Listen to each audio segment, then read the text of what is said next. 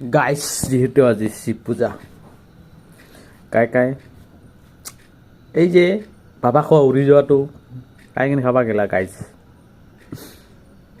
শিব পূজাৰ উপলক্ষে বাবা খোৱা উৰি যোৱা কথা যি কয় কিমান যি উৰাব গাইস আজি মানে উৰাব বহুত উৰাব আজি উৰাবই আৰু ভৰিটো সাঁতুৰিব কাবাই মানে বাবা খোৱা উৰি যোৱা ওই চিলিম যে টানিব না বঙত টানিব না চিলিমতে টানিব গাইস মানে কুহুৰি আজি বাবা খোৱা উৰি যোৱা বং ভলে